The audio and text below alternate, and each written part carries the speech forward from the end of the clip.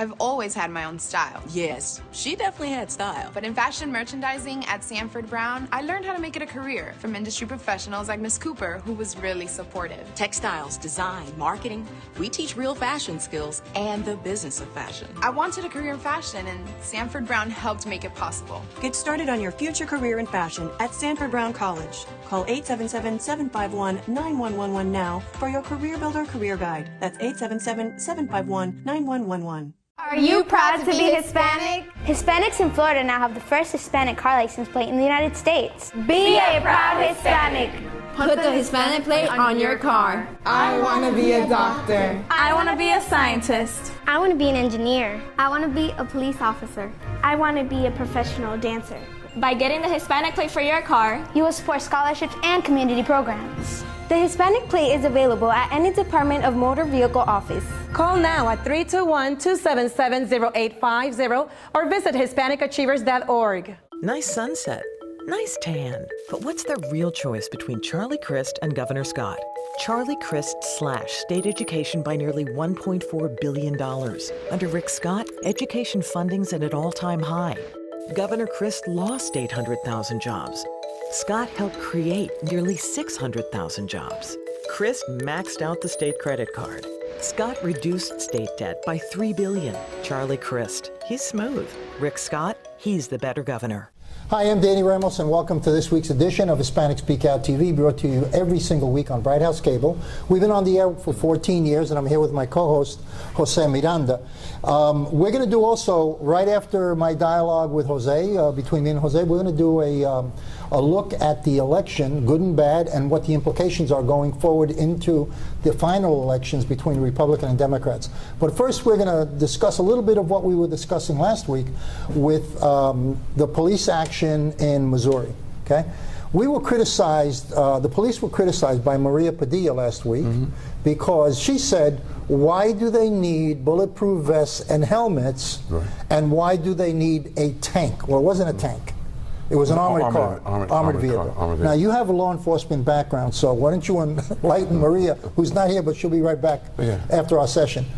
Well, it's real easy. I mean, what you try to do is prevent injuries. So bulletproof vests may not actually prevent you from getting hurt, but it will prevent you probably from getting killed, depending on who's doing the shooting. So it's imperative that we dress for the potential that comes against the police officer. And so the same thing with an armored car.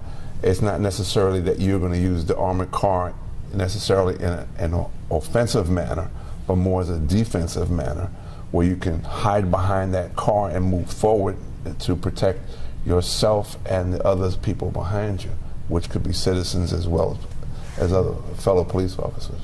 I don't think that a lot of civilians realize the mental state that police officers go into every single day when they go out into the street. There was a time when it wasn't like this. You know, when I was young, you know, people used to leave their front doors open all night long, you know, and just a screen door, so you know, the cool air would go in and out. And you know, I lived in Queens at that time. In Queens, I'm not talking about Long Island. I'm talking in Queens, and you would leave your door open, just a screen door, all night long, and you would never expect anybody to go in the door. Now that same house that I drove by has metal bars on all the windows. So the times have changed, and I think that's the same thing that's happening with police officers. There's a pendulum out there, and I don't know how it changes exactly, but the way it goes is when the pendulum is with the people, let's say, a lot of cops are going to get hurt. Not just hurt, but a lot of cops get killed because the police ease up in the way they enforce certain things. And so there's a perception there from the citizenry for that 1% that's bad or is looking for trouble that engages police officers. When that pendulum swings back the other way, you'll find there'll be more shootings of civilians and other people because the police are not taking back what they've lost. Well, you had mentioned to me, and I know this is the mentality of a police officer, when they go to work in the morning, the idea is to come back home. Yeah, because that's their goal. Their goal is to go out and protect, but their main goal is to go home. Right. At the end of the day, I want to go home to my wife and kids. At the end of the day, is your team, your unit to come back. You come home to your loved ones. When you get up in the morning, you have no idea whether you're going to come home that night ever again. And so when you leave, you say goodbye to your family each and every day, and you go out into the street and do your thing. And so it's not that we go out with the mentality that we're going to hurt someone else in the process. It's just there's certain things that you can't defend against. Crazy people, for example, you can't defend against. They're just crazy. They just reactionary. And because they're unpredictable, you have to react first, or else you're dead. Right. And it's as simple as that. As simple as that. And that's why you wear a bulletproof vest for the unknown, for the strictly unknown. Now, these people that were breaking into all the stores in Ferguson and burning down stuff, those people probably, they're opportunists that hide behind, a march, or they hide behind the concept of a demonstration. Now, the Ferguson police didn't do anything. They let people burn the stores. They let people break in. They have pictures and videos of people carrying out cases of liquor, TV sets, and they just laid back. They didn't do anything. Do you think that they should have gone in? Or they should have, because if they would have gone in, it would have been all, No, you're defending property. I know you're not defending a person, okay? If that TV set has to go in order for me to be alive, let it go. Let it go. Let it go. If that furniture, when they say see Siemens first, and they start marching down the street with a Siemens couch, let them enjoy it. Let it go. Let it go, because that means that somebody else is not getting hurt, and that's the most important thing. Property you can replace. Besides, they're always taking pictures of these people and they have videos. They can track them down, maybe. Well, the sad thing about it is there's a very small percentage within a group that's going to be reactionary, that their sole purpose is not the march itself or the protest, anything. And when you have cameras and lights, somehow the people light up. I'm on TV. And so do you think they get more animated? I think they're more animated, and I think what happened in Louisiana, we had a lot of news media down there. We had guys that normally sit behind the desk that were now up front of cameras, so they can get their news chops on and say they were in the middle of tear gas. They felt the bullets whizzing by the head, and they tasted the smoke in their lungs. Now they're official combat vets and stuff like that. But the reality of it is, there was an incident that occurred, there was a reaction to that incident. You had all sorts of stories that go out about an incident, that some are true and some are not. And that inflames everything. As police officers, it's not our job to worry about the politics of it or the visual of it. It's to protect people first, property second. So, and if you have to keep a certain group downtown and away from other major businesses, other aspects of the population, then that's what you do, and that's what you train for. You don't go out there to hurt somebody. On the other side of that, the reason why you wear helmets and somebody starts throwing rocks, you wearing a tin can on your head getting hit with a rock is not going to make any sense, right? So when Maria is talking about, let's wear short pants and blow a whistle type of attitude, that's not going to cut it, all right? Because rocks hurt, Molotov cocktails hurt, all right? Any kind of fragments of any type can hurt you. And the interesting thing is, when a cop goes down or gets hurt, you don't see massive amounts of public going to the funeral. It's all police officers. Right. Mostly police officers of their own going. You 99%. You don't see thousands of people showing, the support for that. No. One of the interesting things that I noticed was the other day, you and I went down to a major facility for police in Central Florida. Right. And we went into their offices. We went upstairs in the elevator into the second floor of this huge complex, right. And they were wearing bulletproof vests right. inside the office. Right.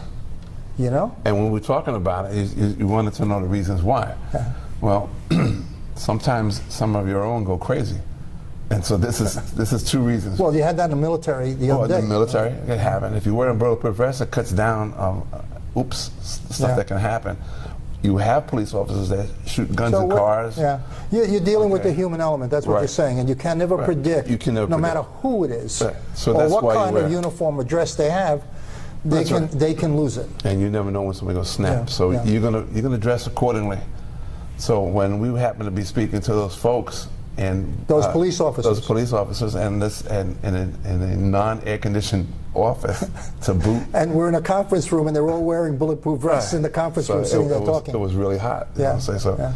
it's what you do when you get used to it, and you do it in combat too. Yeah. It's not the guys want to walk around all day with a bulletproof vest, but if it gets you home at the end of the day, it gets you back to safe grounds. That's what it's about. Okay. All right, we're going to be back in a minute, and we're going to be doing a recap on the elections, particularly some of the Hispanic candidates and the implications of those who got elected and those who didn't. We'll be right back. Before I became a graphic designer, I thought I only needed to master the software. The computer can only do so much. But at Sanford Brown, Ms. McCarthy helped me develop my eye for design. She even shared her own professional experiences. The adventures of a real-life graphic designer. Prepare for your future career as a graphic designer at Sanford Brown College. Call 877-918-6444 now for your Career Builder Career Guide. That's 877-918-6444. Florida is creating some jobs. Jobs right now, they're coming back up. Governor Scott has done great things to help us move ahead. This right here, what you see right here, is a small business. And Governor Scott has helped this business tremendously. If you look at what he's done in the last 4 years, why would you want to go back? Governor Chris was a governor that was not looking out for Florida. Florida lost 800,000 jobs over Charlie Chris. I think there'll be a lot of businesses move out of Florida and a lot of jobs lost if Charlie Chris comes back. Hi, I'm Jose Miranda. This is Hispanic Speak Out. Tonight we're speaking with Dolores Guzman, and she is an advocate in a neighborhood, in the community, and she has something she wants our listeners to know. Mi querido pueblo latino, quiero hablarles de lo más profundo de mi corazón. Muchos políticos dicen que este no es nuestro país, que nos debemos regresar de donde vinimos. Sin embargo, de la única manera que nos podemos hacer valer, respetar y contar es con nuestro voto. Tenemos que demostrarles a los políticos de esta nación que la comunidad hispana dirá presente en las elecciones 2014. Estas elecciones son muy importantes porque nuestras vidas diarias dependen de las leyes que nuestros políticos electos ejercen a diario en nuestras ciudades, condados y estados. Te invito a que como parte del sueño americano al que aspiramos todos, es que votes en las elecciones primarias en agosto 26 y en las elecciones generales en noviembre 4. Si no estás inscrito para votar, visita a tu oficina más cercana de elecciones, de supervisor de elecciones, tu oficina de tu partido preferido o tu biblioteca local. Para ejercer un voto inteligente, conoce a tus candidatos locales. Ellos son los portavoces en tu ciudad y tu condado. Inscríbete a Latino, infórmate, mi gente, y vota, es tu derecho. Mi nombre es Dolores Guzmán, activista latina. Si necesitas mi ayuda, llama al 407-314-4007. I've always had my own style. Yes, she definitely had style. But in fashion merchandising at Sanford Brown, I learned how to make it a career from industry professionals like Ms. Cooper, who was really supportive. Textiles, design, marketing, we teach real fashion skills and the business of fashion. I wanted a career in fashion, and Sanford Brown helped make it possible. Get started on your future career in fashion at Sanford Brown College. Call 877-751-9111 now for your Career Builder Career Guide. That's 877-751-9111. Nice sunset, nice tan. But what's the real choice between Charlie Crist and Governor Scott? Charlie Crist slashed state education by nearly $1.4 billion. Under Rick Scott, education funding's at an all-time high. Governor Crist lost 800,000 jobs. Scott helped create nearly 600,000 jobs. Crist maxed out the state credit card. Scott reduced state debt by $3 billion. Charlie Crist, he's smooth. Rick Scott, he's the better governor. Hi, I'm Danny Ramos, and welcome back to Hispanic Speak Out after our little break. We're going to talk about the elections that were held a few days ago in across the state of Florida.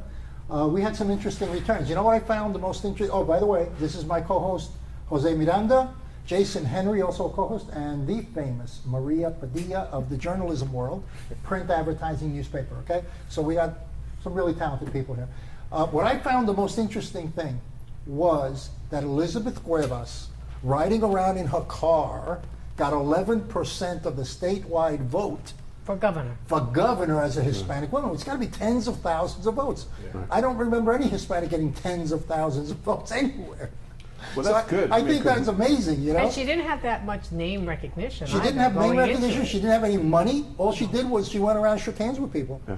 You know? And for the most part, a lot of people thought she was like we got to call weak or off the bat. Yeah, we got to call her back here and find out. You know, maybe she can become a major campaign consultant. She could, because 11% is a lot of numbers. That's a lot of gas. She had her heart in the right place. She wanted to make some changes.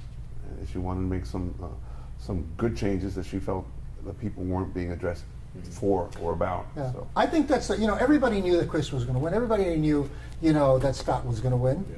But no, everybody, for my wildest dreams, I didn't think she was going to get more than 1% of the vote. I'll be honest less. with you, yeah, 11% is good. I had no clue who they were. Yeah. On the Republican side, yeah. like I looked and I'm like, oh, there were two minorities running for yeah. the Republican nominee for governor. I had no idea. Well, there were a lot of minorities in last night's turnouts, which was good to see. Yeah. You know, for me to see, since I've been in the state, to see that we're being involved. Although we're not being involved in other areas. You can be involved, but it doesn't mean that the base community is turning out to vote. That's exactly really, right, Danny. That's exactly right. Yeah. Every election season, everyone says, oh, folks are going to go out and vote, they're going to go out and vote, we're going to get better numbers. And then it's always sort of a letdown when the numbers come out. It's like, that's all? Yeah, we have we actually went down. Versus hope. There's evidence based in optimism, there's not based in hope. And we always have the hope that, people are really going to turn out this time, and then it's, only 15%, which is what it always is. And the reality is somewhere between 17 and 20%. Yeah, but that's lower in some places, because Osceola's number was 13% turnout in Osceola. Okay, so which is of Hispanics? Total. Which is the 50-something% Hispanic area. People haven't learned the lesson. And there's a lesson out there that we can clearly see. Well, that's what happened in Ferguson, isn't it? Exactly. We were talking about with Ferguson, with the low turnout of vote. Right. Nobody votes in Ferguson. No. And then they want to go at the end of it. They want to do it by guns and by bullying. That's not true. I beg to differ. Go get them. I beg to differ. We'll let Maria handle it. Absolutely not. What happened in Ferguson is simply a town or a city that was majority white, that over the year, 25 year period became majority black. The institutions in that town have not caught up with what has happened demographically. And you can argue... African Americans have not stepped up. You could argue that they're not voting in enough numbers. Let me ask you this, since we're talking about that, because that's an interesting subject. You're saying Afro-Americans, have Hispanics stepped up? There was only 167 in that town of 2,700. But we can but I'm not talking about Ferguson. I'm talking about generally, like in the elections. Yeah. Because and even politicians say, I don't want to spend money in the Hispanic community because they don't turn out. That's true. And people pay attention to who turns out. And then what's the difference between the black community in Ferguson and the Hispanic community in other places? Because I'm going to tell you something. Hispanics hustle when it comes to business. Right. That's always been very traditional. Okay. So there's a cultural pattern there, maybe from the countries they come from? We were having off-air discussion that, let's say we have a segment of the population came from the island of Puerto Rico, which is part of the United States, ladies and gentlemen. Yes. Okay, part of the United States, no visas required. But that they suffer from burnout, so when they come in here, they don't want to hear about nothing except they're running away from exactly. Get off the island, right? They want to get off the island. They're economically, distressed or stressed out. Right. They're coming here. It's a new beginning, a new start. And on the island, politics is 24/7. Right. 365 days a year, and they just get tired. So we're giving them a lollipop and a cookie and a pat on the head. So they said it's okay. You don't have to participate. But you want to know something? But when they want something, then we're going to spank them and say it's your fault that it didn't happen that way. What's the percentage of Puerto Ricans on the island that are on the government payroll? Do you know what the percentage is? It used to be that 1/3 of the employees in the island of Puerto Rico were government employees. Yes. But as you know, that figure is going down because the Puerto Rico government and economy is in a crisis, and they cannot afford to keep all of those workers, many of whom do not do much, on the payroll. You know what happens if Lou Oliver said that? Ooh. He'd be back here apologizing. Well, because They don't we do know much. no, they don't do much because, and that's one of the things people notice when they come here. For instance, people always rave about how the services here are so great. You know, you go here to get this done, and it happens right away. You go there to get things done, and it We're not happens talking right away. about the state of Florida. In the We're state talking about other states. Comparison to Puerto Rico. Okay, and the reason is okay. because you do have that very inflated number of government employees in Puerto Rico as the employer of last resort. Right. And so basically what that means is you do have a lot of people in various departments and agencies who are not really there to serve you. Well, They're there because somebody hired them and put them there. Well, my point was that whenever you have government employees turn out. They're stimulated to turn out to vote. So that may have something to do with the large voter turnout over there. Yeah, when Puerto I think it Ricans does. come here, they There is work a for connection. government. There is a There are connection. always modifiers as to why people show up to vote. It's not. You and I were having another conversation off air about people sitting down and watching soap operas as opposed to actually going out and vote. If there's something or an issue or something there that gets you motivated to go out and do it, then you'll do it. But you and I, we don't need motivation. We know we're going to go vote. Exactly. But if you have someone who has economic trouble, can't find a job, they need somewhere to keep their kids, is voting going to be on your mind on primary election on a random Tuesday? We in need a August? novella star to come out and say they're going to be at a voting place. And I bet And you you know, they'll and show sometimes up.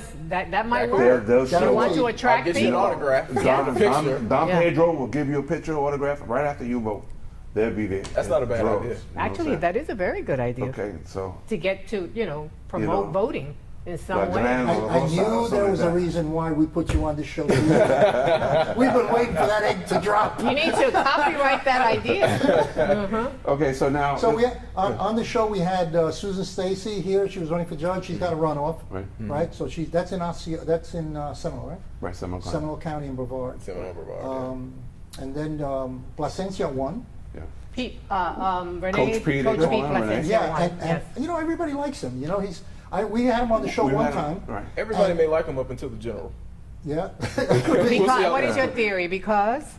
No, I mean in terms of votes, is that, you may be saying socially, yeah, he's very popular. Socially, he's very And popular. yeah, in the primary, we can say the same thing about Mike Miller versus Linda Stewart coming up here in November. And then once we get to the general election, it's maybe people didn't like him as much as we thought because he may lose. I'm not saying that he will. Well, he seems like a middle of the road conservative, which I think people people will go conservative if they're in the middle of the road. I believe. Okay. His race is They going to just be don't tough wanna- because he's facing an incumbent. Right, He's and facing do a not popular underestimate incumbent. exactly a popular incumbent because people do like Joe Saunders. Very much so. He's Very a much very so. good guy, and listen, Mike Miller versus Linda Stewart is another race that I think is interesting because in certain circles, Linda Stewart is very popular, but on the conservative side of things, she's not popular at all. Yeah. Mike Miller is have you ever met Mike Miller? He's a big guy, has a booming voice, destroyed his opponent, Mopi, in the primary, and he has a lot of financial support and GOP support as well. Wow. So that district doesn't necessarily skew all liberal. There's enough conservative votes there for him to actually take out an incumbent. So we'll see what happens. But there were plenty of interesting races last night that, And in Osceola, you have one. I'm talking about John Quinones, Quinones. who is a two-term incumbent on the Osceola County Commission, and But what he does won. that mean for the neighborhood? What does Well, that mean? he was up against about two other two of them. Hispanic Republican in Osceola, and he won. And as people being thought more conservative than the other two, or being more he to the won left? because he is an incumbent, I think, in part, and Is he a because Tea Party guy? Or and what? because he hasn't really done anything terrible. He hasn't done anything terrible So that that means people he hasn't can done anything at all. So well, stay I don't. neutral. I'm not going to say that. I don't Okay. know that. I'll say but it. He now hasn't- he's you going to be haven't done running anything against. at all. You haven't done anything at Now all. he's You've going to been be neutral. running against Viviana Janer, Okay. who won the Democratic primary for that seat, Right. and I think that's going to be a very competitive face-off. Okay. That's going to be a race to watch in Osceola in November. Well, let's talk about the top of the ticket with our Tea Party. You mean the two minorities that ran for the Republican nominee for governor? I thought we already did top of the ticket. No. for governor. I want Where to talk else? about the fact that there's a rumor out there that the Democratic Party doesn't have the funds to adequately defend itself against the GOP. That's not a rumor. Listen, how can that be when everybody talks about President Obama raising money for the Democratic Party and the money's just flying in? It doesn't trickle down. You're saying it doesn't go down to the state. It doesn't come to Florida. But if we look at state races, Governor Scott can fund his own campaign. Right. Doesn't anyway. He can basically spend as much money as he wants. So if you but look he doesn't want to spend $70 million. Wait a second. You mean that Scott has more money than John Morgan? and we all know because as far as John Morgan is like his strings here, that's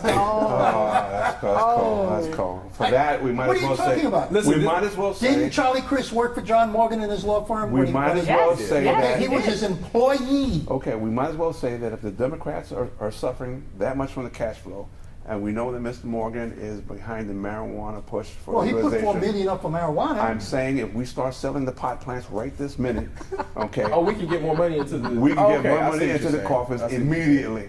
Probably, are you going to distribute the seeds? Probably tonight or by tomorrow morning. Line up. Okay, it'll be there. So. I mean, there's hope. So you're saying John Morgan should just front the money now and help out? I am saying that any shortcomings, which I find incredibly to try to buy into. Democrats have money. They have big money. They have more money than Republicans. But when we no. You have to distinguish among the races. You got it, on a national level, they have more money than the Republicans. Yeah, but what is that good for Florida? What does that do for Florida? Florida? The leaders who are at the national level don't let it trickle down. It's going for national races. Democrats, do they have Koch brothers? There's nobody out there like that. You mean the guys in the little game? An equivalent to the Koch brothers? There used to be Soros. Okay. George Soros. I don't know whether he's still giving I think money. when we frame this race, we're talking about two incumbents, to be honest with you, even though Charlie Crist is no longer the incumbent. He was just the governor 4 years ago. Right. So you have two people that, voters are going to have to decide between. It's, okay, do you want someone who has charisma, who's warm, who can pull you in, as opposed to someone who's stone-faced and cold? Well, I want to know. I want to know what. You're talking about personality. Yes. Let's talk about action. And you're also talking about a Tea Party guy. So I don't know if people are ready to embrace that. Listen, when we look at action, even when Chris was a Republican, he was a moderate. He wasn't as far right as Governor Scott. I know Governor Scott, they have softened his image to the point where people actually believe he's a decent governor. If you remember just a year and a half ago, he was one of the most unpopular governors. Why did Charlie, let me ask you something. Okay, this is the big question, and it's going to come out there. Why did Charlie Crist abandon being governor? Why did he quit the job and then he went to run for Washington? Yes. He got rejected and now he's coming back to the state level. Because you know what? If he would have run that race, he would have been gone. He wouldn't have said, "Oh, I run senator. I still want to be governor of Florida." He didn't do that. Yeah. He wanted not to be governor of Florida, or else he would have stayed. I don't necessarily agree with that. I think we sometimes view politics from the wrong lens, so to speak. Is that we always think that it's issues based, action based, when sometimes it's just in effort of, what's the word I'm looking for? Being superficial. Mm-hmm. I'm not saying that Governor Crist is superficial, but when you look at new opportunities to better serve your state, and Senate was that opportunity for him at the time when Mel Martinez decided to leave, he thought that he could better serve the state by doing so. He was beat. Well, and also I think some people just like to be in politics, Danny. He left. He's been in politics. But he wasn't in politics. He ran for senator. But he thought he could do something better for the state as a senator. Well, you could say the same thing to Mel Martinez. Why did he quit? No, that's a different story. We'll do that one next week. Okay. But that's a whole. That is a story. But I'm just saying. That's more than a story. That's a novella. Okay, but they'll get even more viewerships for that. It's a novella. Yeah, we should do that. Okay, last word, Maria. Last word. Last word. We talk about voting, and there's still an election coming up in November, so please remember to vote. Okay. My last word, I am astounded that Elizabeth Cuevas got 11% of a statewide vote with 30 cents in her pocket, just gas money, running around shaking hands. That to me was amazing. Gas is 30 cents in South Florida? No, I'm saying she only had 30 cents in her pocket. Okay. This is Danny Ramos from Hispanic Speak Out. We'll see you next week. It was fun tonight. We'll catch up with you next week.